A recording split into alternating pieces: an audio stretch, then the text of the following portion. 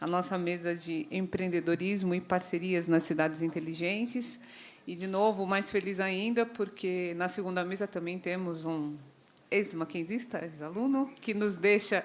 Não existe ex-maquenzista, uma vez maquenzista, sempre maquenzista, ex-aluno, foi aluno, e a gente fica sempre muito feliz quando os nossos alunos voam e voam alto. Então, eu convido Vitor Magani, advogado, para compor aqui a mesa, gestor de políticas públicas, e que está fazendo um trabalho excelente com todo esse grupo de atividades digitais. Por favor.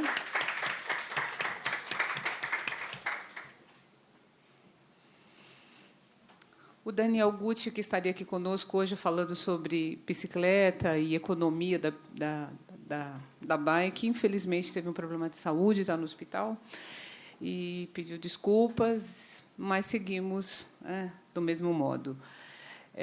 Também tenho a felicidade de compartilhar a mesa e convidar para a mesa a professora Larissa Campagner, que é da FAO, do Mackenzie, que eu gosto muito dos nossos colegas urbanistas, eu tenho uma vontade muito grande de fazer o curso de arquitetura. Né? Só me falta um pouquinho de tempo, mas farei isso em breve. Por favor, Larissa, sempre um prazer. Convido também o professor da casa, de Direito Tributário, para que...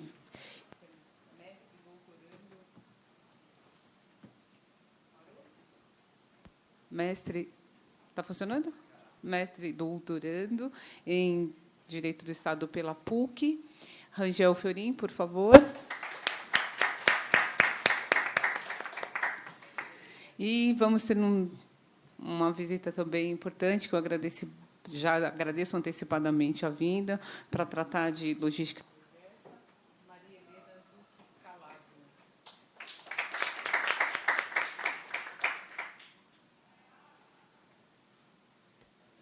Então, vamos agora, dado o nosso problema de horário, já imediatamente dar a palavra para o Vitor, que fala maravilhosamente bem, tem conduzido brilhantemente a Associação Brasileira.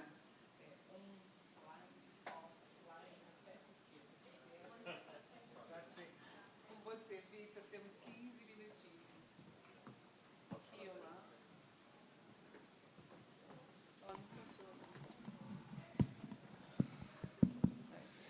Bom, primeiramente, muito obrigado a todos presentes. Eu estou com uma imensa alegria, porque eu volto à universidade, cursei Direito, fui orientando do professor Cecílio, na minha banca de TGI, a Lilian participou, então eu estou em casa. Né?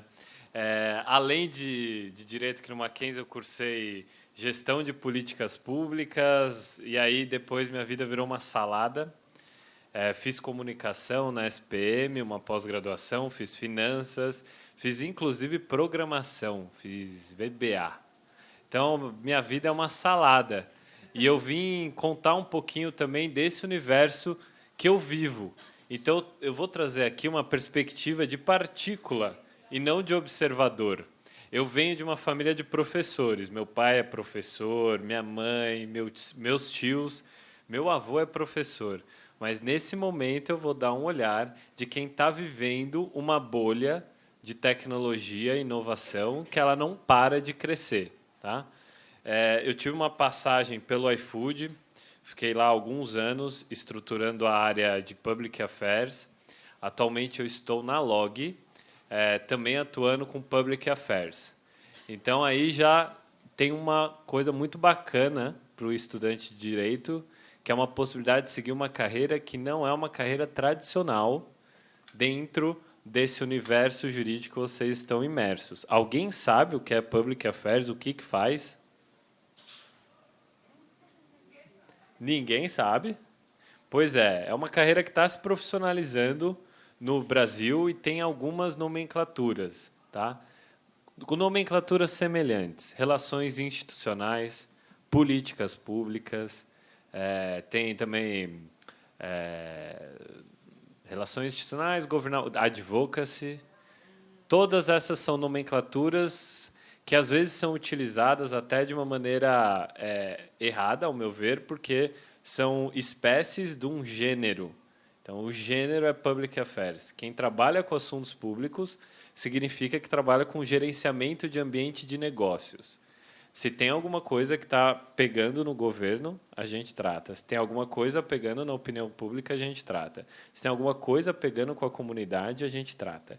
E isso tudo tem a ver com cidades inteligentes e, mais do que isso, com cidades 1000. Né? Muito dos painéis que eu escutei aqui tem a ver com o conceito que a Unesco está utilizando, que é de cidades 1000. Ainda numa visão aristotélica de gênero e espécie, cidades 1000 inclui Smart Cities. Smart Cities se apegou muito ao uso de tecnologia. Mas ter uma cidade extremamente conectada não quer dizer que essa cidade é humana, não quer dizer que essa cidade tenha preocupação com o meio ambiente. Aí entrou o conceito da Unesco, que em 2018 cravou essa terminologia de cidades 1000. Tá? Então, é esse um pouquinho o olhar que eu vou passar aqui para vocês, com o olhar de startup. Tá? Quem, de fato, está promovendo uma inovação e disrupção de maneira muito acelerada. Tá? Mas, antes de eu entrar nas minhas premissas, e eu quero me apegar ao tempo também, respeitar o tempo de todos aqui, quero anunciar que a Log está com 800 vagas. Então, é uma empresa que está crescendo muito. A gente tem 800 vagas para preencher, sem contar a vaga de estágio. Então, quem quiser, tem interesse em entrar nesse ecossistema digital, entre em contato comigo no LinkedIn, manda o currículo. E, se não for na Log, pode ser em outras empresas também. Então, o iFood está com 1000 vagas abertas, o Nubank está com outras 1000 vagas abertas. Tá? Eu estou presidindo a Associação Brasileira Online to Offline, que parece um palavrão. Não participei da escolha desse nome, mas é uma terminologia que pegou muito na China, e ela inclui aquelas plataformas que conectam, de um lado, usuário e, do outro lado, produto e serviço. Se vocês pararem para pensar, as plataformas que a gente mais usa no dia a dia têm este conceito por detrás. Vamos lá, Mercado Livre, usuário de um lado, do outro lado, produto e serviço. iFood, usuário de um lado, restaurante do outro. Uber, usuário de um lado, motorista do outro. Log, usuário de um lado, operador logístico do outro. Tá? E as minhas premissas para chegar no que eu vim falar com vocês, eu vim falar de cidades inteligentes, cidades 1000, e também de uma visão de participação e colaboração com comunidades, governos e como um todo nesse desenvolvimento sustentável, que o mundo está em transformação. Ele sempre se transformou. A diferença agora é que o mundo se transforma cada vez mais rápido. A gente não observava a transformação. A transformação acontecia de maneira mais devagar. Acontece que agora a gente vê com os olhos a transformação na nossa cara. Vamos lá, alguns exemplos. 5 anos atrás, você não pedia salada na tua casa. Você pedia, male uma pizza, uma esfirra. Hoje você está pedindo salada na tua casa.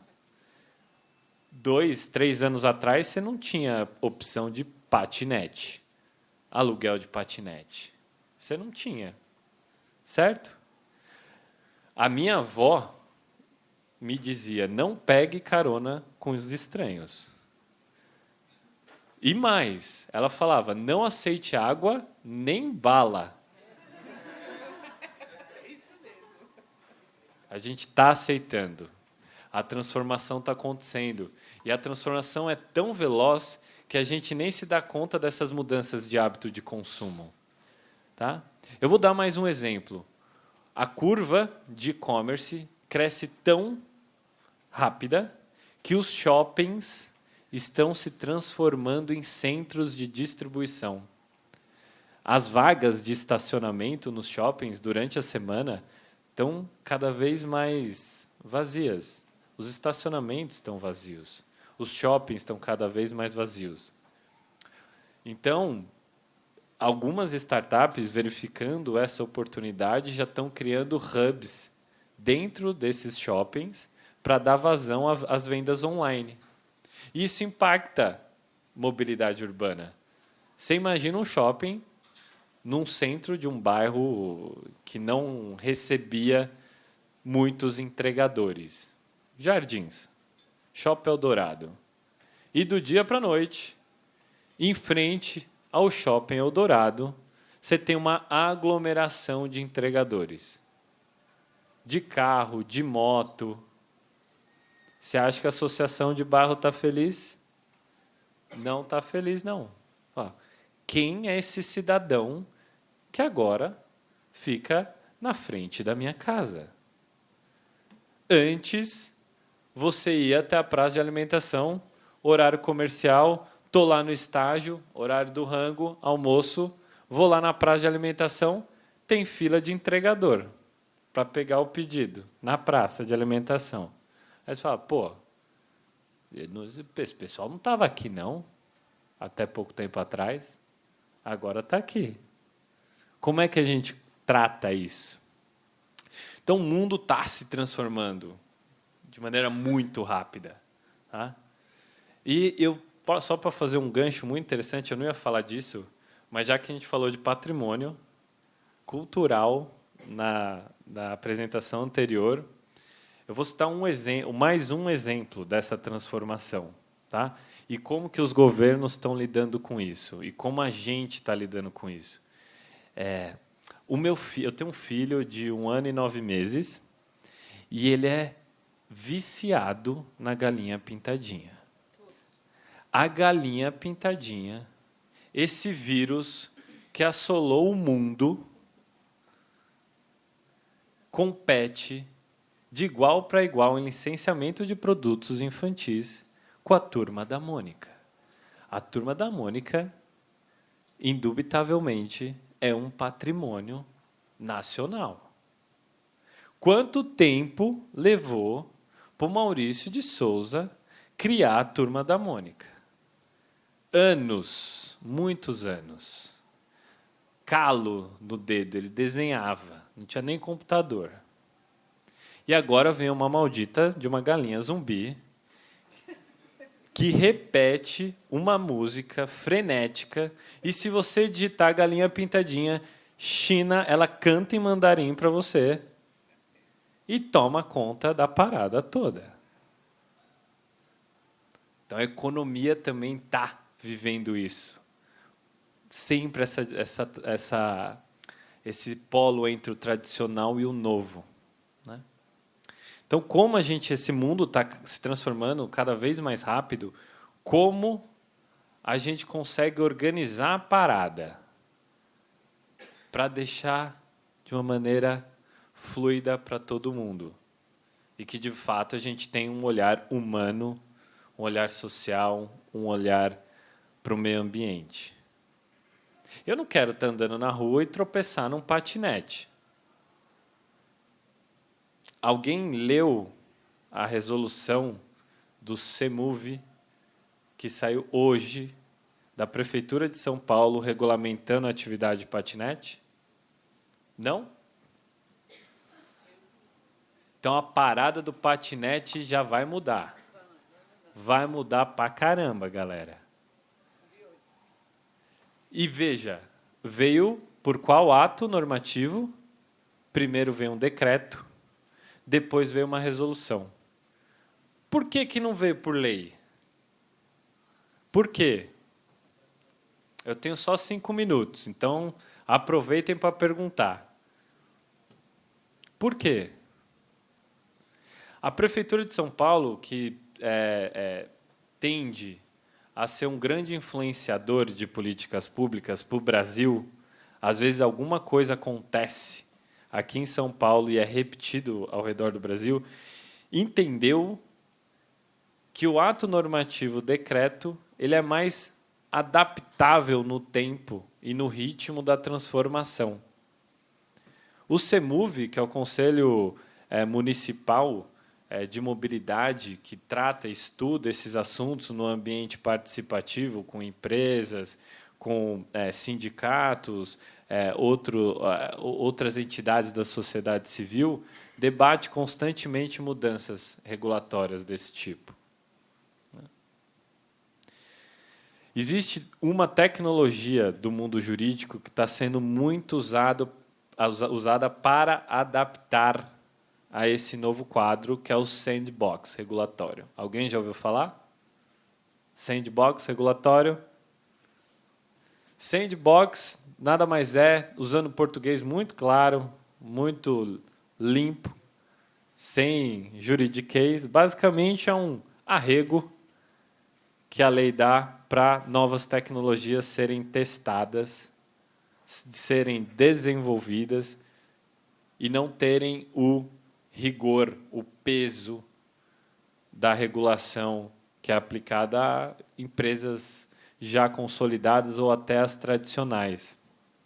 Para vocês terem uma ideia, o Nubank tem 10 pessoas só para tratar de regulação, lá no Banco Central.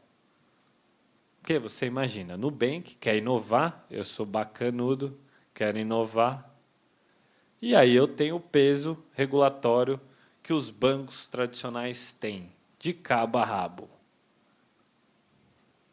Mas eu quero fazer diferente. Não pode. A gente já cuidou disso com o Bradescão falou, a gente já conciliou tudo e falou assim, não dá. Então, olha a oportunidade que quem cursa direito tem para ingressar numa carreira nova e que só tende a crescer no país.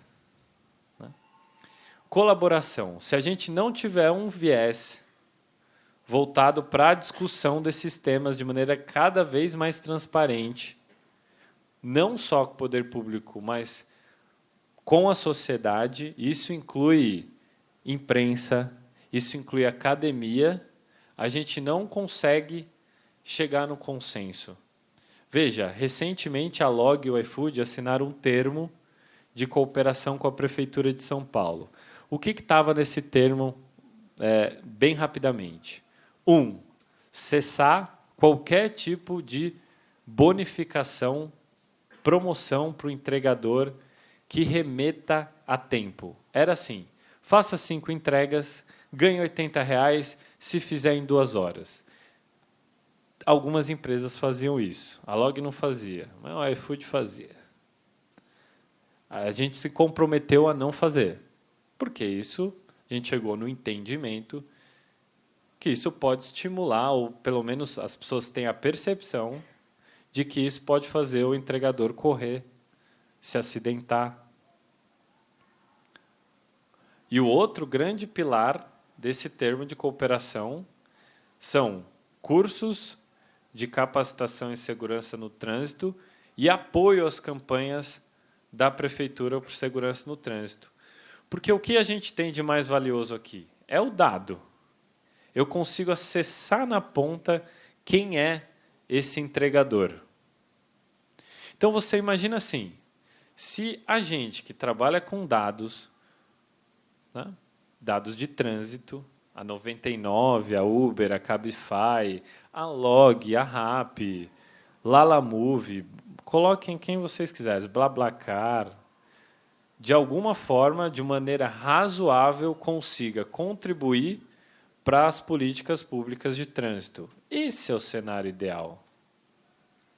Desde que consigamos cumprir com as determinações da Lei Geral de Proteção de Dados, que vai produzir efeitos a partir de agosto.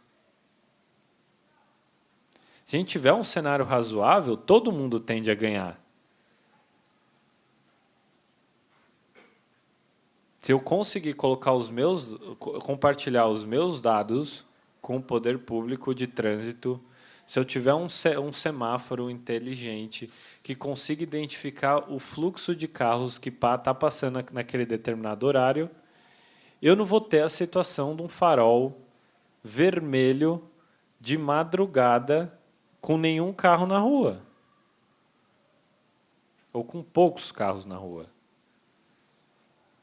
Se eu tiver um sistema interligado com base em informações, na hora que apagar uma luz no bairro onde eu moro, que é o Parque São Lucas, na Zona Leste, e eu tiver a precisão que é aquela lâmpada naquele quarteirão que apagou, a subprefeitura consegue mais rapidamente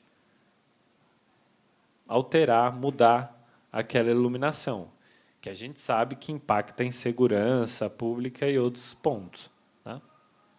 Eu vou encerrar minha fala para respeitar o tempo, mas eu espero que vocês me encaminhem perguntas. Eu não trouxe a apresentação para justamente vocês focarem na minha fala, porque às vezes a gente traz muito texto, a pessoa fica lendo o texto, vendo você, ouvindo, tal, não funciona assim. Geralmente a gente tem a aptidão de concentrar mais em um tipo de recurso, ou áudio, ou visual. Mas vejam, entre em contato comigo que eu consigo abordar melhor os assuntos, ou mesmo ajudar até vocês a entrarem nessa bolha que está cada vez mais ampla, aí, incluindo outros setores aí da economia e contribuindo para a cidade, que é onde a gente tem a percepção mais no dia a dia desses impactos tecnológicos. Obrigado.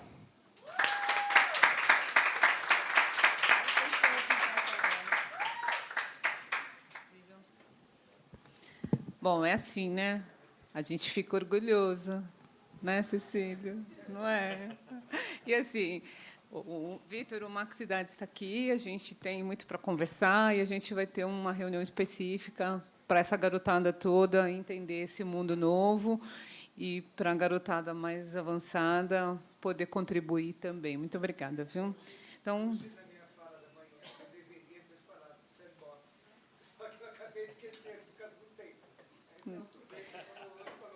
a fala do professor Cecílio de manhã foi sobre contratação de startups pelo poder público. Então, foi interessante. Aí faltou, mas tudo bem. O tempo é curto e eu sou a chata do tempo, né? Então, eu não deixei.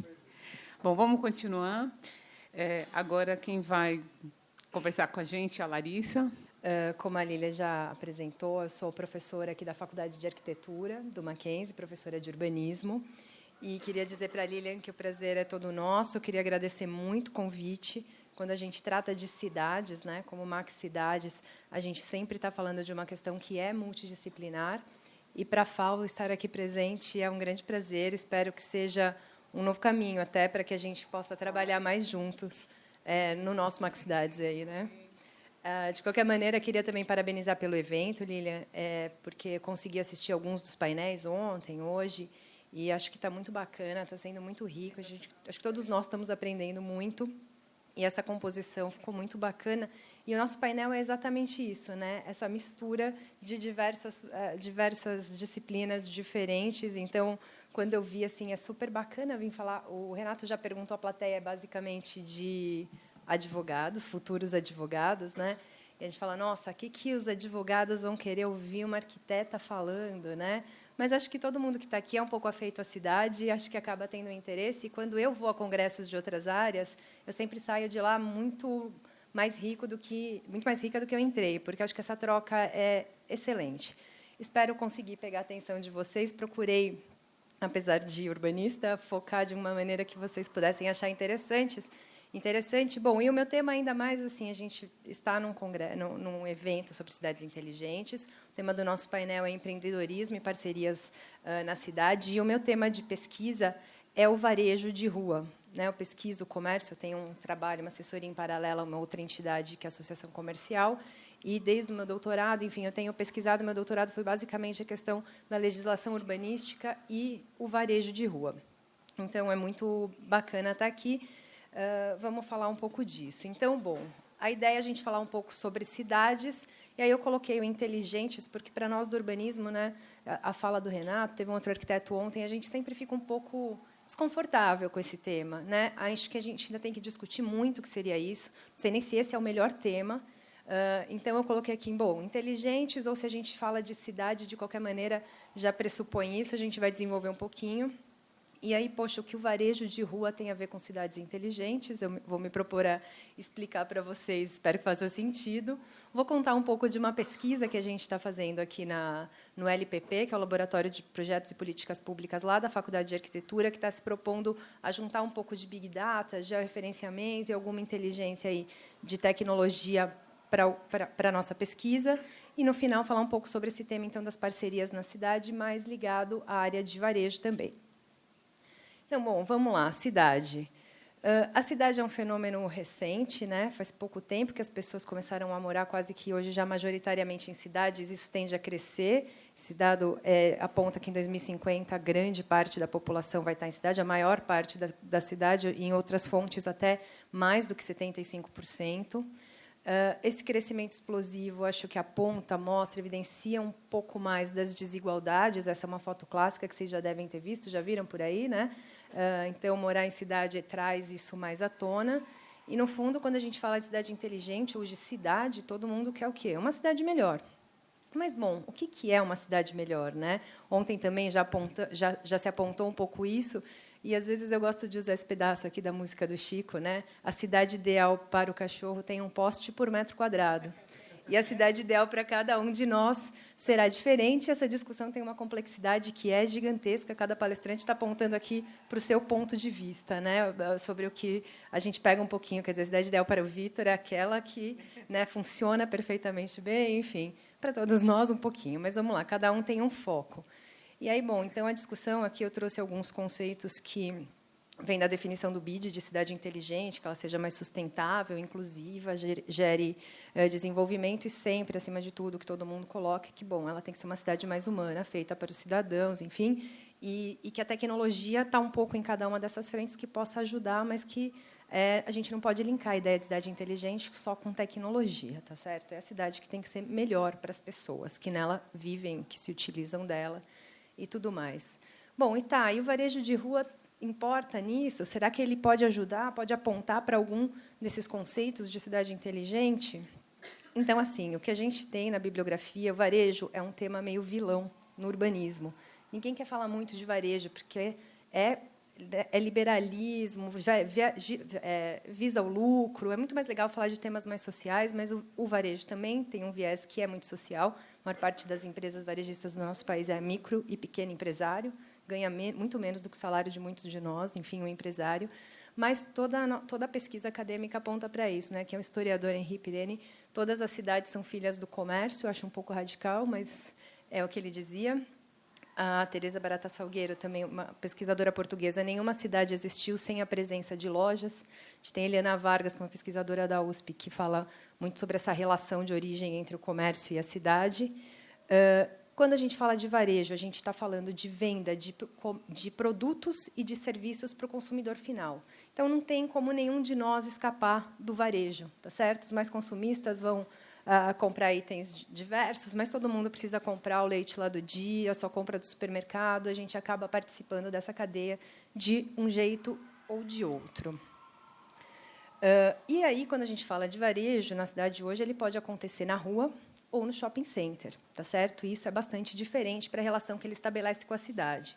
Então, o que o varejo pode contribuir com uma cidade mais bacana? É sempre um espaço de interação, troca e produção de inovação. O varejo, para ele existir, o varejo de rua, que eu estou focando um pouco mais aqui, ele pressupõe centralidade e concentração de pessoas, porque, se não tiver essa concentração, ele não pode estar ali, porque ele não vai conseguir vender. Ele sempre incentiva o uso do espaço público, ele está na rua, e quanto melhor, mais as pessoas estiverem naquele espaço público, melhor vai ser também para o desempenho de venda. Ele incentiva o uso misto do solo, que é uma das coisas que a gente fala que apontam um pouco porque é uma cidade melhor, né? Aquela cidade que é diferente da cidade da época moderna, que tinha os setores, né? Habitar, lazer, trabalhar. Não, a gente fala de uma cidade que possa ter uso misto, e o comércio ele entra contribuindo com isso, ajuda na diminuição dos deslocamentos, tanto do ponto de vista do emprego como do consumo ali diário. Isso também é uma das questões importantes para a cidade, né? O que a gente também fala em urbanismo, né? Sempre pergunto para os meus alunos: se vocês fossem prefeitos e tivessem todo o dinheiro do mundo para melhorar a mobilidade em São Paulo, o que vocês fariam? Faria um monte de linha de metrô. E a gente sabe que isso, hoje em dia, não seria suficiente, porque o que a gente precisa é mudar o que a gente fala que é a lógica de uso e ocupação do solo. Então, diminuir os deslocamentos das pessoas, tá certo? E é sempre local de oportunidade para contatos e fonte de informação, por pressupor essa aglomeração de pessoas. E aí eu queria falar sobre 2 pontos do varejo de rua. O Vitor já me ajudou um pouco falando de um monte de mudanças no varejo, vários dos exemplos que você deu estão no varejo, e para falar um pouco para vocês da relação da política urbana com essa atividade que é o varejo. Bom, de mudanças atuais, além de todas que o Vitor já citou, que são as mudanças nos modos de consumo, quase todas elas apontam para o que é o comércio eletrônico, que é uma realidade, está crescendo. Quando eu estava aqui estudando no meu doutorado, alguns anos atrás, a gente tinha um professor nosso que ele olhava para mim e falava: estudar varejo de rua, Larissa, que bobagem, isso vai acabar. A cidade vai virar todo um grande depósito, né? Centro de distribuição. Mas a gente sabe que não é bem assim. Por exemplo, a gente tem grandes varejistas que começaram no comércio eletrônico e hoje estão indo para a rua por diferentes motivos. A Amazon é um deles, né? Seja nos seus pontos de coleta de produtos, ou seja nos seus pontos de experimentação, que é o que a gente fala que a tendência do varejo hoje é essa experiência mais hedonista, onde você precisa ter o prazer, experienciar aquele produto. Tem a Amaro, por exemplo, que está em alguns shopping centers, que começou também na internet, agora tem os pontos, você vai, prova a roupa, tal, não leva, depois eles entregam, que está misturando um pouco, porque essa é a tendência, né, do varejo, quer dizer, o que se chama de omnichannel. Vixe, 5 minutos. Então, um varejo que atua por diversos canais, e a gente acredita, nas pesquisas que temos feito, que realmente não vai virar um grande depósito. A cidade, ainda bem, ainda vai ter um comércio aqui. Aqui eu apontei para uma série de outras mudanças, né, nas famílias, sistemas de autosserviços, e eu vou só apontar, então, aqui, pela falta de tempo, que existe hoje uma tendência de aumento do comércio de rua e diminuição dos shopping centers. Isso, na década de 80, na nossa cidade, já foi o contrário. Os shoppings cresciam, os centros de rua cada vez piores, e essa tendência está se revertendo um pouco hoje em dia. Vários shoppings do ano passado não foram inaugurados, por exemplo. E essa questão da relação do varejo com a lei, né? Toda a conclusão que eu tirei ali na minha pesquisa de doutorado, a gente tem um marco regulatório de política urbana aqui em São Paulo. Não sei se vocês têm contato com essas leis, plano diretor, lei de zoneamento, alguém tem alguma afinidade com isso, enfim, que é um marco regulatório apontado como super bacana, que traz as premissas mais atuais sobre o que é o planejamento de cidade. Todo mundo vem de fora, foi premiado na Unesco, enfim. É um marco regulatório muito bacana, mas que, para quem estuda varejo como a gente, a legislação não faz nenhuma interface praticamente com o varejo, tá certo? É uma lei que olha pura e exclusivamente para um agente que é o mercado imobiliário. Então, todas as regras que tem lá, todos os incentivos, todo o diálogo é com o mercado imobiliário, que é um dos agentes econômicos apenas. Então, a gente acha que tem uma lacuna em tentar entender. A gente sabe que não é só com legislação que a gente vai trabalhar com fomento, incentivo de varejo, mas é um viés a ser explorado ainda, como que os marcos regulatórios podem trabalhar com essa atividade, tá certo? E aí a gente está fazendo uma pesquisa. Nossa, eu já falo rápido, eu vou ter que acelerar muito mais, mas acho que mesmo assim não vou conseguir acabar. Só para contar para vocês, então, no LPP, a gente tem um grupo que é o Grupo de Cidade de Varejo. A gente está fazendo uma pesquisa para tentar entender e mapear, para tentar entender, então, quais são esses locais e quais as características desse comércio na cidade de São Paulo, qual a tendência de desenvolvimento disso, porque uma das questões que a gente apontava no plano diretor é que o plano propunha novos polos que não conversam nem com os polos atuais, nem com a tendência de para onde o varejo quer ir. E aí todo o incentivo que se dava para fazer esse uso misto no térreo das edificações corria o risco de ficar vazio e que seria até pior, enfim. E a pesquisa quer entender o que eles precisam, e a gente está tentando usar um pouco de Big Data, georreferenciamento, na pesquisa que é acadêmica. Isso é um desafio bastante grande quando a gente não está dentro da faculdade de tecnologia da informação, tá certo? Os nossos alunos lá na arquitetura trabalham com Big Data, trabalham com georreferenciamento, mas é muito difícil fazer essa pesquisa aqui na academia no Brasil, fora alguns nichos. Então, a pesquisa consiste em fazer um mapeamento dos polos. Acreditem vocês, cidade que é São Paulo não existe, a gente não sabe direito qual a característica desse polo que tem uma aglomeração maior ou onde eles estão, não existe esse mapa. Criamos uma metodologia depois para fazer um levantamento e criar um banco de dados sobre esses polos e, no final, gerar um indicador. A gente está olhando os polos do ponto de vista da urbanidade, tá certo?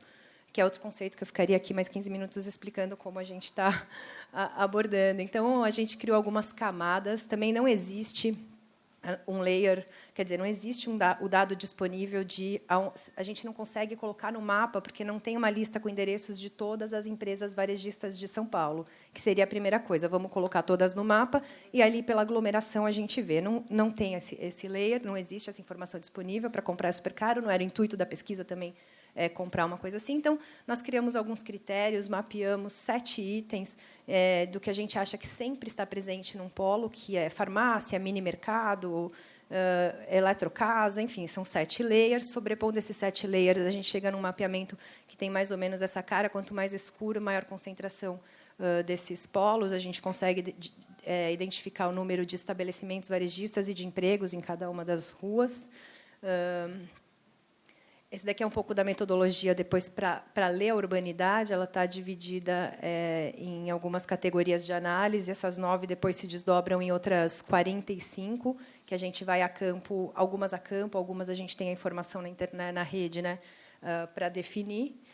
Gera uma tabela, uma matriz que hoje já ela é bem mais complexa do que essa. Eu acabei não colocando a mais atual aqui, mas estamos aprendendo a buscar dados, mapear, georreferenciar, criou a metodologia de levantamento e como se faz um indicador.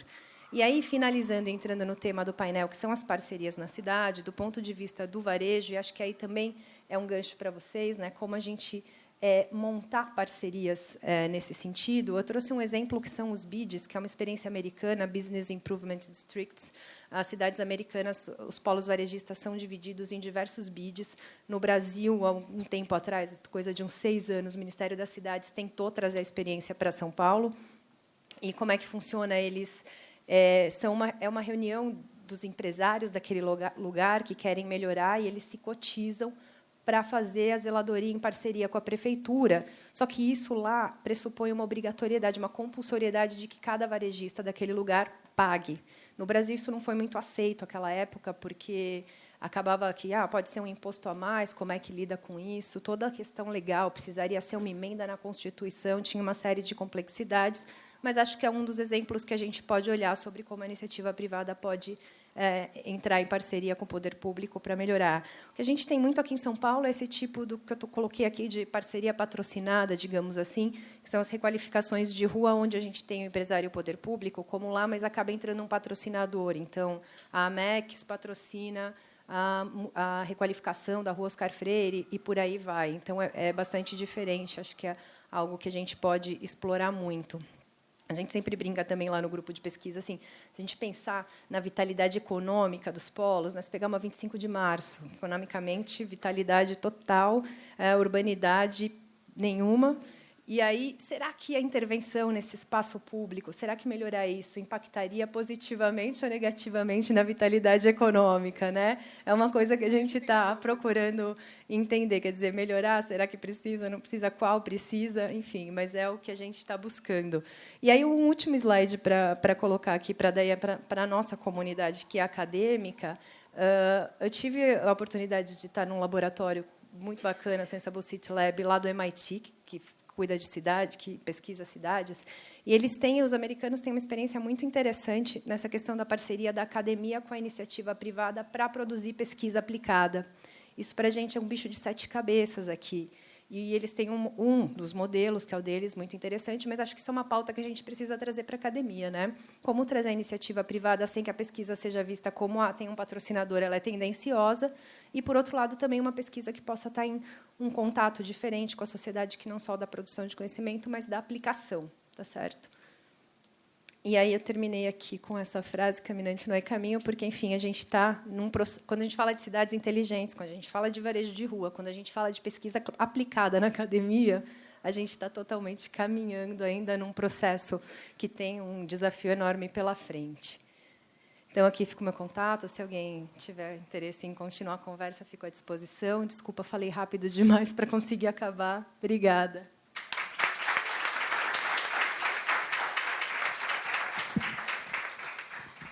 Bom, só para complementar, né, assim, quando a gente pensou em idealizar uma cidade, direito e espaço urbano, e ele congrega várias faculdades, inclusive a arquitetura, a economia, a engenharia, é exatamente para a gente sair desse diálogo com a gente mesmo, né? A gente precisa perder essa, a gente precisa começar a dialogar. Eu acho que a gente tem uma capacidade grande, ideias excelentes, mas a gente precisa dialogar e dialogar com esse poder público, dialogar com esse mercado e ser uma posição neutra, inclusive nesse diálogo. Eu acho que esse é um caminhar e a gente precisa perder esse preconceito, né, que a gente tem.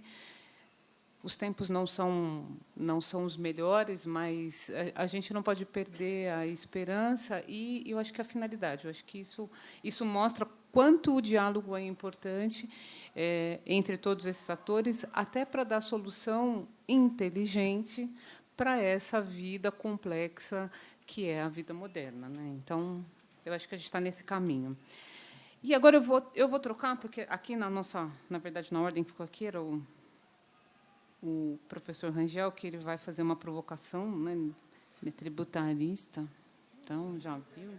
Então, eu vou trocar e vou deixar ele para falar por último, para ele colocar um pouco, para ele espalhar um pouco do formigueiro, como disse ontem a professora Daniela. Então, eu vou convidar a Maria Helena para fazer uso da palavra.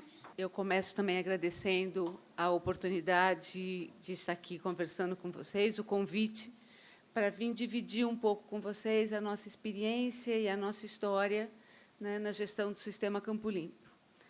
E, muito mais do que explicar em detalhe o funcionamento do sistema Campo Limpo, até porque em 15 minutos não é possível, não aceito esse desafio. Tá?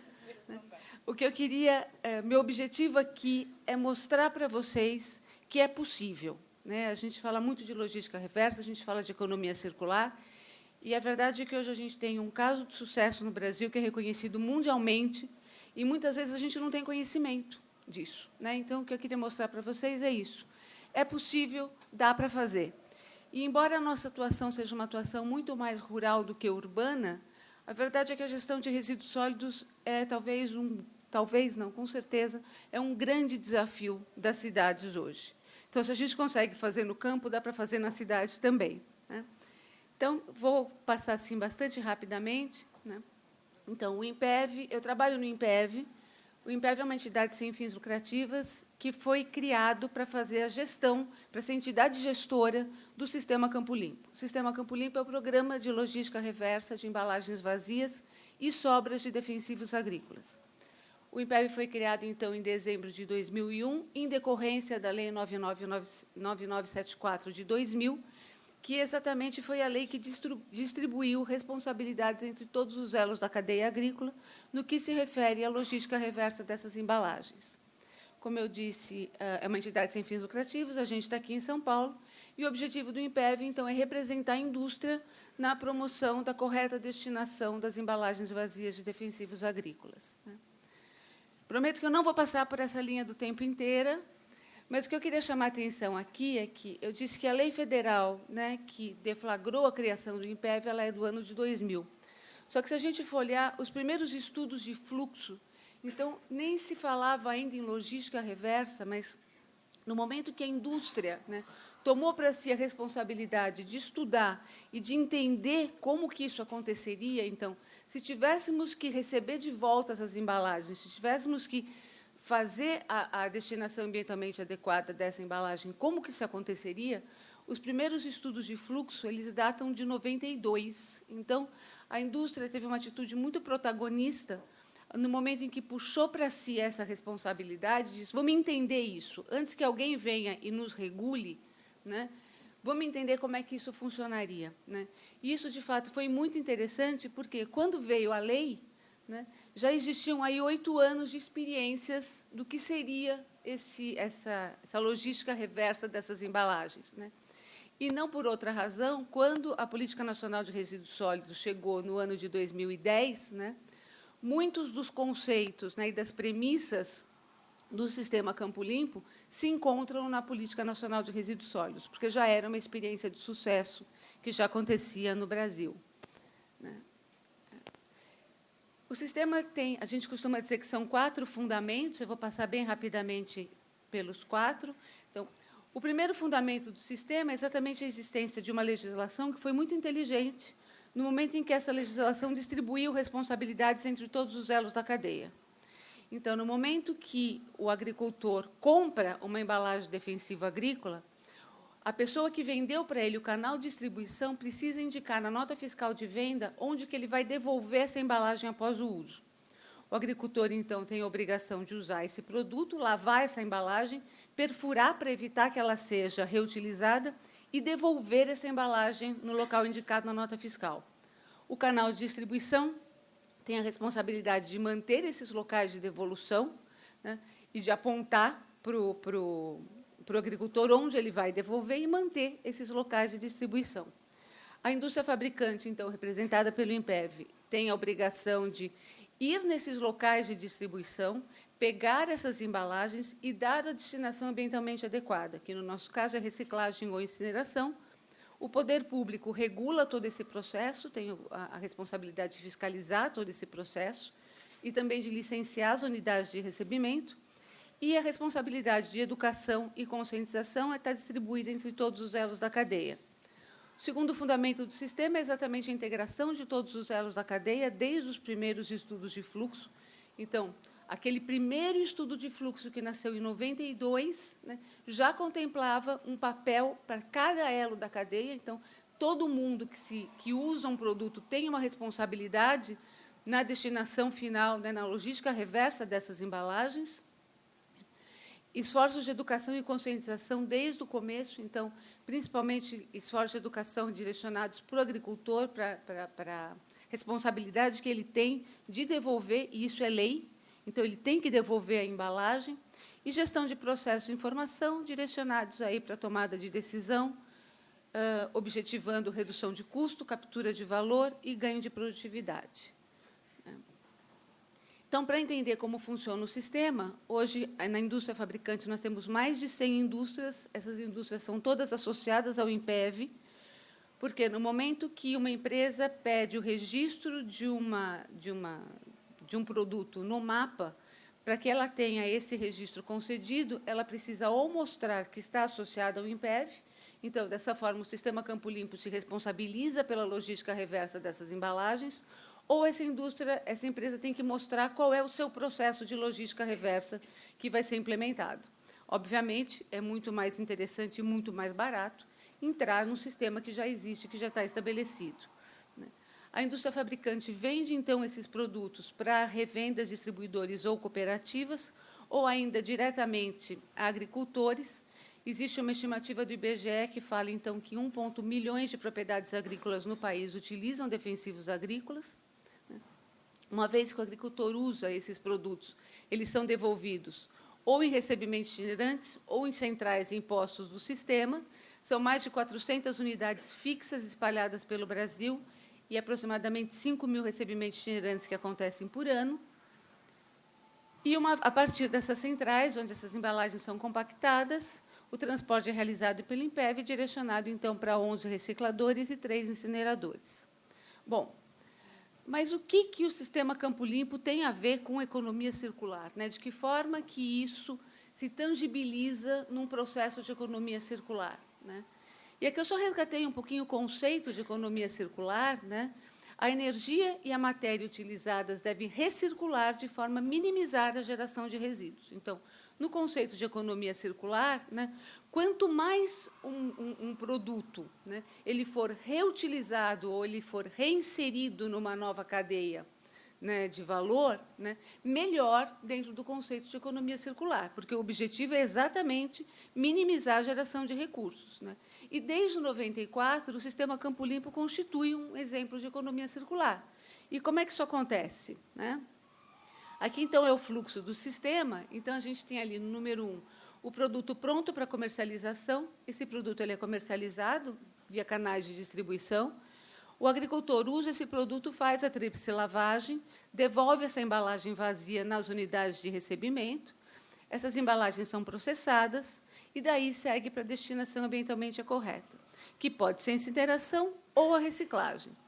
95% de todos os materiais recolhidos, todos os resíduos recolhidos, são submetidos para reciclagem. Tá? A gente está falando, em 2018, foram 41 mil toneladas de embalagens que foram encaminhadas para reciclagem. como produto dessa reciclagem, um dos principais produtos disso é exatamente uma nova embalagem de defensivo agrícola, novas embalagens e tampas que são produzidos e são reinseridos na cadeia. Então, quando eu digo que a gente tem um exemplo de economia circular, que é um exemplo de sucesso, é porque, quando a gente fala em reciclagem, muitas vezes vem aquele conceito do downgrade do produto, né? Então, você recicla num produto de valor inferior àquele produto que originou. E aqui a gente tem um caso em que a reciclagem resulta num produto de mesmo valor do que o produto que o originou. Então, efetivamente, essa reciclagem acontece, somente 5% dos produtos seguem para a incineração, e os produtos que são incinerados são aqueles que não podem ser reciclados, principalmente por uma questão aí de contaminação. Tá? E aí, o que eu queria chamar a atenção é que, desde 2002, mais de 513 mil toneladas de embalagens foram enviadas para reciclagem. Vocês teriam uma ideia de quanto que é esse volume? Se a gente colocasse uma embalagem uma do lado da outra, dava para ir até a Lua e voltar. Né? Antes da existência do sistema, a orientação que se tinha é que essas embalagens deveriam ser queimadas ou enterradas. Vocês imaginam o impacto ambiental decorrente da queima de 500 mil toneladas de embalagem, ou do enterro de 500 mil toneladas de embalagem. Estou indo. Bom, muito rapidamente, então, nós temos muitos esforços de educação e conscientização. O principal esforço é o Dia Nacional do Campo Limpo, então é o momento em que toda a comunidade agrícola se reúne para comemorar os bons resultados do sistema. Né? Ele é celebrado no dia 18 de agosto, então, como eu disse, as comunidades de entorno das centrais de recebimento fazem muitas atividades, chamam a comunidade do entorno para conhecer o que é feito dentro de uma central de recebimento, para comemorar e para ser um evento, de fato, de conscientização da necessidade da conservação do meio ambiente. Nós temos um ensino à distância, e aí eu convido vocês a entrarem no site do INPEV, impev.org.br, na aba de educação. Esse ensino à distância é um curso EAD, ele tem 3 horas de duração, e aqui vocês conseguem ter uma visão bastante abrangente do que é o sistema Campo Limpo, de toda a legislação que envolve o sistema Campo Limpo, de onde ele nasceu, da evolução dele, quais são os agentes, o que é uma central de recebimento, o que é um posto de recebimento. E também um programa de educação ambiental dirigido para as escolas no entorno das centrais, onde a gente leva para as crianças os conceitos da Política Nacional de Resíduos Sólidos, traduzido para crianças, né? E a gente fala aqui da importância de conservar o meio ambiente. Né? Em 2019, mais de 2.500 escolas envolvidas nesse programa. Né? Em termos de resultados, muito rapidamente, como eu disse, desde o começo, mais de 540 mil toneladas de embalagens já tiveram a sua destinação ambientalmente adequada. 94% das embalagens plásticas primárias são retiradas do campo. Então, a gente quer dizer, a embalagem plástica primária é aquela que entra em contato direto com o produto. Sempre vem a pergunta, cadê os outros 6%? Também não sei, se alguém souber, me conta que a gente vai lá buscar. Né? Porque, de verdade, a gente costuma brincar que a embalagem não tem perna. Né? A embalagem não volta sozinha para a central de recebimento. Ela depende que o agricultor leve essa embalagem de volta. O sistema está preparado para dar a destinação ambientalmente adequada para 100% das embalagens que chegarem lá. Né? Quando a gente fala de outras embalagens, como os caixas, as embalagens metálicas, as embalagens de papelão, esse número cai um pouquinho. 80% dessas embalagens, então, são devolvidas no sistema e encontram a destinação ambientalmente adequada. Né? Estou finalizando, a gente conduz um estudo, então, de ecoeficiência, que é um estudo que mostra, é um cenário hipotético da existência do sistema comparada à não existência do sistema. Então, se o sistema não existisse, qual seria o impacto no meio ambiente que é evitado pela existência do sistema? Então, a gente tem números aqui, então, economia de energia suficiente para abastecer 4 milhões de casas durante um ano. A extração de recursos naturais seria 20 vezes maior se o sistema não existisse. A redução de resíduos é o equivalente ao gerado por uma cidade de 500 mil habitantes em 12 anos. E a emissão de CO2 foram evitadas 688 mil toneladas de CO2 que não foram emitidos. Para vocês terem uma ideia, para compensar uma emissão como essa, seria necessário plantar 4 milhões de árvores. É claro que existem desafios, né?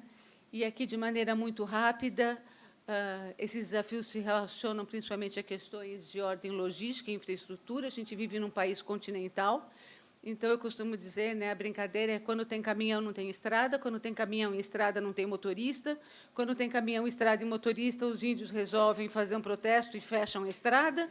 Então, assim, num país de dimensão continental como o Brasil, é muito difícil, principalmente porque a nossa malha logística é predominantemente rodoviária, né? Então, é um desafio, para vocês terem ideia, por dia, 70 caminhões trafegam pelo Brasil carregados de embalagens vazias de defensivos agrícolas. Então, é uma logística bastante complicada, né? A questão da legislação, quer dizer, então, o acompanhamento dos projetos de lei aí propostos, principalmente em função da Política Nacional de Resíduos Sólidos, a dificuldade da harmonização da legislação. A gente tem a Política Nacional de Resíduos Sólidos é uma legislação muito moderna, que absolutamente não conversa com as outras legislações ambientais. Então, seguramente vocês sabem disso muito melhor do que eu, mas é um problema, é uma dificuldade. A gente encontra projetos de lei que, algumas vezes, comprometem o sistema como um todo, então a gente precisa atuar muito fortemente nisso para mostrar para o legislador que, muitas vezes, até por desconhecimento do funcionamento do sistema, o impacto que uma lei poderia causar no sistema, né? A questão dos produtos ilegais, então, hoje se estima que 20% de todo produto que está no mercado é ilegal, o que é um absurdo se a gente pensar no tamanho desse mercado, né, e no risco que isso significa, mas não deixa de ser um desafio para a gente, né? A questão de burocracias e custos, então, processos complexos de licenciamento, então, tem lugar que o Estado, né, delega o licenciamento para o município delega para o Estado, e nessa briga a gente vai e volta, passa um ano, a gente não consegue licenciar uma unidade de recebimento, né? Cobranças de muitas taxas, né? A questão fiscal e tributária, então, a gente deveria facilitar a devolução pelo agricultor. Existem estados que exigem que o agricultor emita uma nota fiscal para devolver a embalagem vazia. Ele fala, gente, isso é resíduo, isso não tem valor, como assim, né? Mas o fato é que se exige. E a questão da desoneração da cadeia de reciclados. Então, existem casos em que produzir com material virgem é mais interessante, do ponto de vista econômico, do que produzir com material reciclado. Então, é uma coisa assim, absolutamente, né, que a gente olha para isso com bastante surpresa, mas isso é verdade, porque o material reciclado que já pagou todos os impostos, né, no seu primeiro ciclo de produção, né, ele não se beneficia de benefícios fiscais, benefícios tributários, que o material virgem se beneficia. Então, no final das contas, sai mais barato, né, é mais lucrativo, vamos dizer assim, produzir com material virgem do que com material reciclado. E eu fico à disposição também, se vocês, meu contato está aí, se vocês quiserem mandar e-mail, eu convido vocês a entrarem no site do INPEV, porque tem muito material sobre logística reversa e, enfim, qualquer pessoa que tenha interesse nesse assunto é bastante interessante. Obrigada.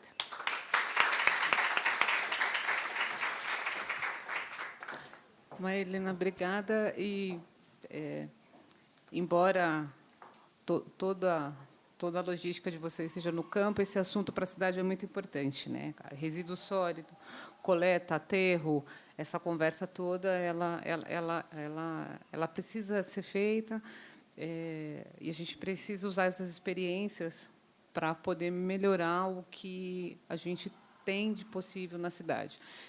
Fora todas as discussões de poder que existe aí com as delegações, mas eu acho que essa foi a ideia. E a Sabrina é minha orientanda, a estagiária lá do Instituto, enfim, quando ela disse, eu fiquei encantada, falei, não, vamos para essa mesa, sim, porque tem um diálogo importante. Então, obrigada. E agora, vamos lá, o Rangel com a palavra, aquela pessoa do direito tributário. Então, aproveitando, assim, porque a lógica de palestra, eu até gosto, escuto o TED, mas o que eu gosto mesmo é de dialogar. E aí eu já vou provocar, Rangel. Isso. Mas já provocar para a gente já manter aí um diálogo, né? Porque aproveitar o tempo. É o direito de resposta depois, não é isso? Que não, e você vê, você fala diálogo, debate, o pessoal já presta mais atenção, né? Mas um dos grandes problemas que a gente observa lá na associação, no trato com algumas empresas, então algumas empresas associadas, 99, Cabify, Easy, Wapa, Lady Driver, BlaBlaCar, iFood, Log, todas elas que trabalham nesse ambiente de mobilidade urbana, a grande discussão é constitucional, é legal a cobrança de preço público pela municipalidade? Porque o grande argumento da cobrança do preço público é justamente a melhoria do viário. Ou seja, você, plataforma digital, que não tem carro, não tem van, não tem caminhão, não tem moto, você deve pagar o preço público. E aí, não é possível? Tá, vamos só desmistificar algumas questões, só para você não confundir também. Preço não é taxa, preço não é tributário. Mas vamos lá já chegar já na tua resposta. Já está fugindo. Não. É que eu acho que você fugiu da aula de tributário, que taxa é tributo, preço não é. Mas nós vamos chegar lá, tá? Inicialmente, eu gostaria de agradecer o convite formulado pela doutora Lília, que, além de ser uma professora que eu admiro demais, é minha amiga pessoal, juntamente com o Cecílio, que eu tenho um enorme prazer de estar aqui hoje. Realmente é muito gratificante de estar num congresso ou num evento como esse e ouvir a tônica da cidade inteligente tratada por outros profissionais, seja urbanistas, arquitetos, engenheira química, alguém que me provoca, que já foi advogado e hoje está no outro lado da mesa, mas a tônica toda é realmente a preocupação que envolve não somente o direito, mas sim todas as áreas, inclusive que tratam questões humanas. Honestamente, eu vim preparado para essa palestra e, normalmente, eu não faço um slide, eu não gosto de ficar preso ao slide, até porque eu tenho que falar em 15 minutos tudo que eu gostaria de falar, inclusive responder a colocação do Vitor. Vou passar rapidamente alguns slides e vim pensando, hoje eu estava no escritório em São Bernardo do Campo e tinha que chegar aqui no Mackenzie por volta de 6h30 da tarde, e aí você começa a falar em cidades inteligentes, smart city, em um conjunto de bens e serviços que tendem a melhorar a vida do cidadão numa coletividade. E pensando num conceito geral, até como foi dada a proposta de falar em público com vocês, a ideia da professora Lília foi falar sobre cooperativismo, economia solidária e criativa, e eu já emendei e coloquei tributação das operações e internet das coisas, que é o objeto principal da minha fala. Chegando lá, eu não esqueci. E pensando num contexto histórico, para concatenar a minha fala, eu percebo que, na época em que eu comecei a advogar, para mim, nuvem era um sintoma meteorológico, e hoje tem tributação na nuvem. Eu começo a minha fala falando de um conjunto de informações desmistificada por vários profissionais, e a tônica é cidade inteligente. E, nesse gráfico, nessa seta, eu começo a olhar primeira revolução, 1.0, mecanização, produção em massa, informática, e hoje a gente está no 4.0, e daqui a pouco eu estou no 5.0.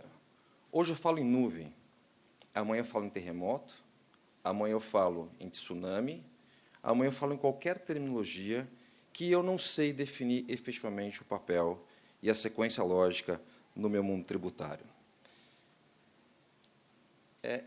Puxei recentemente uma alteração do decreto que aconteceu em 2019, e teve uma alteração que nós falamos em 2014, o conceito de internet das coisas. E eu vou ler para vocês. A internet das coisas, LOT, a infraestrutura que integra a prestação de serviço, ISS. Todos concordam? Continua. De valor adicionado com capacidade de conexão física ou virtual, de coisas com dispositivos baseados em tecnologia da informação, comunicação. Pega a tua conta telefônica, ICMS. Eu, honestamente, sou mais fazer um planejamento tributário hoje do que promover um parecer por uma empresa do segmento que vos trabalha. Por que eu falo isso? Pulando já. Porque eu tenho, em São Paulo, um decreto que tributa ICMS sobre software, disponibilidade por meio de transferência eletrônica, que significa Download Extreme Nuvem. E a Lei Complementar 157, que alterou a Lei Complementar 116 de 2003, trata do mesmo sintoma como serviço. Se eu perguntar para você o que é manga, Alguns vão falar é manga de camisa, outros vão falar fruta. É o que está acontecendo. Esse diálogo ainda pende de julgamento e eu não tenho uma qualificação eficaz. Sem contar que, se eu pensar em nuvem ou tributação digital, eu estou envolvendo também uma questão de imposto de renda, cuja a base pode ser a Funtel, que é uma contribuição de intervenção do domínio econômico. Resumindo, Lília, eu estou vivendo um caos, porque eu não sei o que vai ser respondido. E eu não tenho resposta por uma única questão. O Judiciário demorou aproximadamente 10 anos para definir alguns conceitos específicos, que você deve se lembrar. Provedor de internet. Há um tempo se discutia se provedor de internet tomava-se por base a Lei Geral de Telecomunicação. E toma. Se eu tomo por base a Lei Geral de Telecomunicação, eu tenho um emissor, um transmissor e um receptor. O STF demorou aproximadamente 10 a 15 anos para definir que provedor de internet não é comunicação. E aí, repleto de advogados, inclusive de alguns alunos, você fala para mim, então, professor, entre com uma ação de consignação e pagamento, chamando a Fazenda Estadual e a Fazenda Municipal para definir qual é o problema. Quando eu entro com uma ação dessa, eu tenho que definir se pago ICMS ou ISS, sob pena de ter uma multa e honorários. E qual é o maior problema? Eu posso dar um parecer, diante de fundamentos jurídicos, legais, técnicos, e diante do que caminha a jurisprudência mais recente de São Paulo, é ISS. Passa 10 anos e muda o conceito. Passa 10 anos e eu não mais falo, Vitor, em nuvem, eu falo em terremoto. Para você ter ideia do que eu estou falando, eu colhi um dado informativo para vocês terem ideia do que significa esta revolução 4.0. Quanto tempo cada produto levou para alcançar 50 milhões? Lília, avião. 50 milhões de usuários, 64 anos. Cecílio, automóvel, 62 anos. Vitor, telefone, 50 anos. Marília, celular, 7 anos. E agora chama-se Pokémon Go. Conhecem? 19 dias. Captaram? Então, o problema da comunicação é terrível. Se hoje eu tinha parâmetros certos de que era serviço, do que era comunicação, há uma mistura de informações.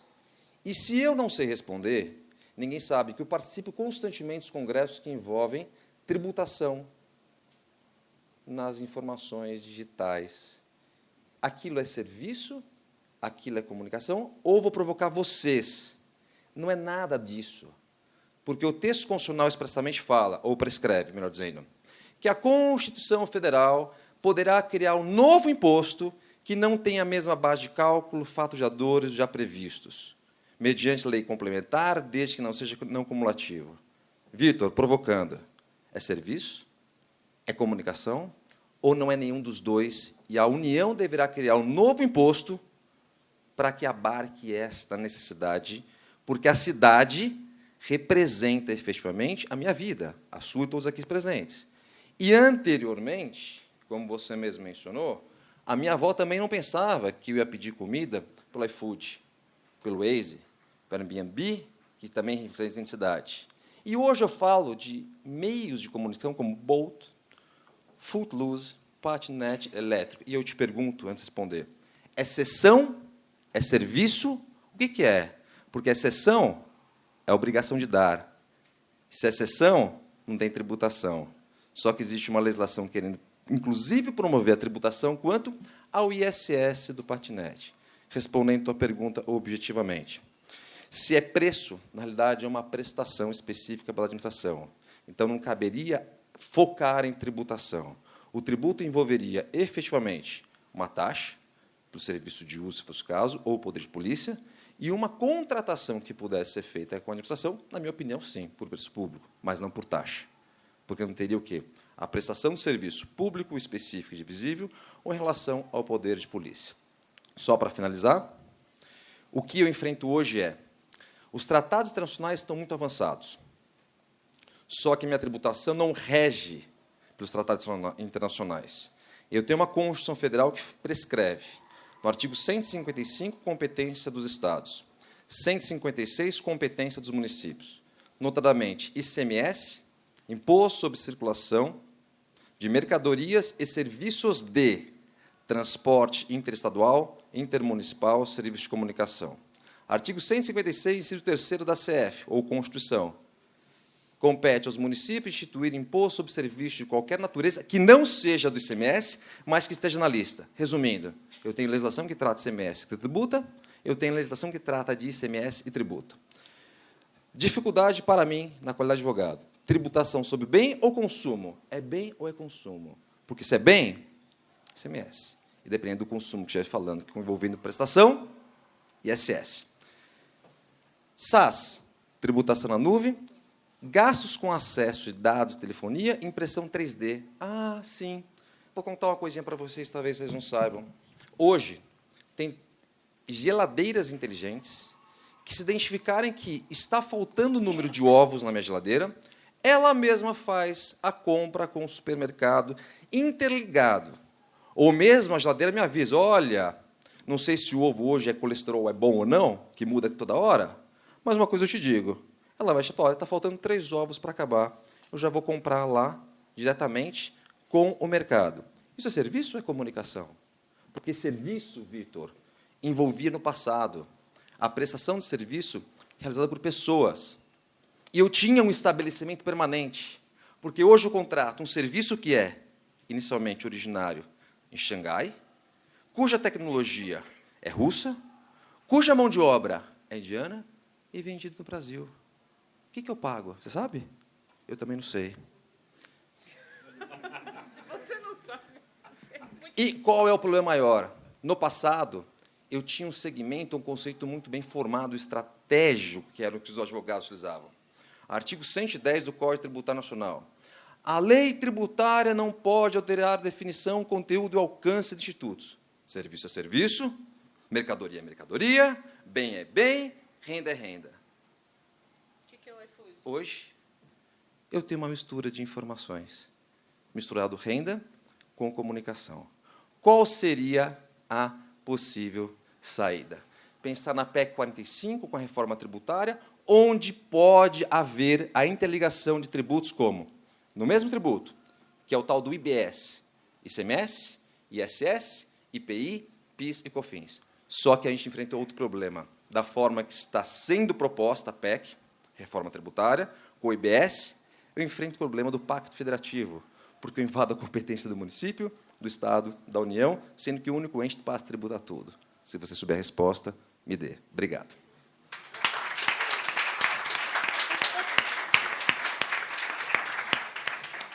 Eu posso fazer algumas colocações? É assim, o formigueiro foi espalhado. Bom, temos muitos desafios, e aí eu acho que a gente tem muito para conversar, certo? Não, vou falar só alguns pontos, não do mundo deontológico, mas do mundo ontológico. Ou seja, não vou falar do dever ser, vou falar do ser. O que as empresas hoje estão recolhendo e que não sofrem nenhum tipo de ou pedido, notificação da municipalidade. Elas estão recolhendo ISS. Hoje, a discussão para essas plataformas é se recolhe como licenciamento de software ou intermediação de serviços, que é o subitem que trata, além disso, de agenciamento e outros tipos de serviço. Aí, mais alguns comentários. O convênio CONFAS, que trata do retorno da discussão sobre bem digital, tá? Que esse assunto era tratado lá atrás, em cima do software de prateleira, e esse convênio que foi puxado pelo Estado de São Paulo no CONFAS, a aplicabilidade a efetividade, ou seja, se a Secretaria da Fazenda hoje está nos notificando para cobrança do ICMS, a resposta é não. Então, não temos essa... Existe a ameaça, mas, na prática, não estamos recebendo notificações desse assunto. Hoje, o que a gente verifica de uma possível ameaça é no debate em relação ao local de recolhimento. Então, hoje, alguns municípios estão notificando essas plataformas falando o seguinte, olha, seu serviço é prestado na nuvem, sua nuvem passou por aqui, ela estava nebulosa, ela estava carregada, choveu, então recolha aqui. E aí, como você citou a Lei Complementar 157, de fato, o que está por trás dos vetos derrubados é justamente essa lógica de inversão do local de recolhimento. Ou seja, para cartão de crédito, para leasing, para plano de saúde, que foram os vetos derrubados, houve essa inversão na lógica do recolhimento. Ou seja, no local onde o serviço é tomado. Só que aí houve uma liminar, então a produção dos efeitos dessa norma estão suspensos, tá? E aí, para finalizar, está em discussão na reforma tributária, existem hoje 3 propostas, a criação do Digital Tax, né? Mas hoje o entendimento do setor é que não há necessidade de um Digital Tax, tendo em vista hoje o nosso ordenamento jurídico. É um papo para mais de 1 hora? Tá? Mas hoje a gente já recolhe ISS, já encolhe os impostos sobre a renda, já há o recolhimento de diversos tributos. E, em relação ao preço público, 99 Uber já ingressaram com algumas ações em algumas cidades e já obteve a declaração da inconstitucionalidade da cobrança do preço público. Então, já há jurisprudência, e não é uma, não é nem 2, nem 3, algumas, sobre a inconstitucionalidade da cobrança do preço público em relação ao uso do viário. Eu também tenho acompanhado essa evolução, tá? Só que você deve lembrar algumas questões específicas. Existem algumas empresas do segmento internacional e pegam pareceres específicos e a tendência, realmente, até por ser uma lei complementar e outro um convênio, vem prevalecendo a ideia que seja ISS, até porque ultrapassou o conceito daquela obrigação de dar e fazer. A partir de uma decisão do STF, o conceito é um pouco mais elaborado, um conjunto de informações. Agora, você imagina o seguinte cenário. Um determinado CEO de uma empresa, ele trabalha no Brasil e, por um parecer que não é vinculativo, ele começa a recolher o ISS. E a tendência, de repente, muda, ele está com o caixa em aberto, não quer dizer que ele não sofra, não possa sofrer.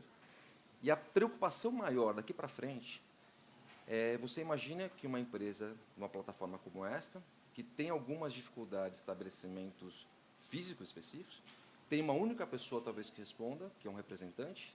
Essa pessoa, inclusive, ela pode ser responsabilizada por responsabilidade tributária. Então, na realidade, o que eu visualizo, e você deve responder melhor do que eu tenho umas empresas de segmentos específicos que estão deixando o Brasil por falta de segurança jurídica da legislação tributária. E qual é o cenário que eu recomendo muitas vezes? Provisione. Espera aí, eu vou pagar o ISS porque eu não quero fazer planejamento. Eu só não quero ter problema. Você garante? Não. Não posso. Porque, na realidade, a tendência é que se cobre o ISS. Mas, sim, o fisco estadual também está condicionado àquela norma. E se fiscalizar, vai ter que autuar, sob pena de responsabilidade funcional. E aí você tem um problema prático. A cobrança do ISS, regulamentada por uma lei complementar, o ICMS, trabalhado por um convênio, a tendência dos estudos, dos projetos que eu venho acompanhando, realmente é ISS, só que ele não é pacificado, entendimento. E sofreu uma autuação, como que você justifica para a tua matriz que fica na Alemanha? Olha, contratei o escritório, mencionou que era o ISS, a jurisprudência estava se curvando para o ISS e mudou a posição. Porque, na realidade, a questão do provedor demorou minimamente 10 anos para solucionar e sofreu autuação dos dois lados. É isso aí.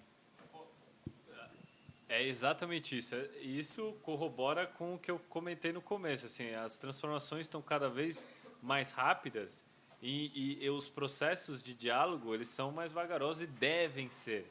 Você imagina se a gente tomasse uma decisão simplista, aconteceu, mudou o cenário, vou mudar a legislação, ver o que dá. Os impactos são drásticos, né? A gente pode deixar de ter a tecnologia aqui no Brasil. Mas olha mais um ponto muito estranho que ocorreu, na verdade. O Ceará sancionou uma lei, então, ou seja, o projeto de lei passou na Assembleia Legislativa do Ceará, e essa lei diz o quê? Basicamente, ela coloca se o estabelecimento comercial que está conectado numa plataforma não recolher o tributo, quem deve recolher a plataforma? Ou seja, ele criou a figura do substituto tributário. Ou seja, se o estabelecimento comercial do Mercado Livre não recolher, ou se o restaurante que está no iFood não recolher, quem deve recolher é o iFood e o Mercado Livre. Olha que cenário louco que a gente está vivendo. Ou seja, oportunidade de trabalho para vocês. Então, é bom mesmo se inteirar nesse universo tecnológico, porque tem muito trabalho. Bom, muito bem. Mais do que espalhado a confusão e mais um incentivo para a gente poder voltar a conversar, né, Vitor? E para todos vocês estudarem regulação, direito administrativo, direito tributário, né? Direito municipal, para poder responder, né? Então, estamos nessa vibe. Muito bem, eu agradeço a todos. Vamos encerrar. Muito obrigada.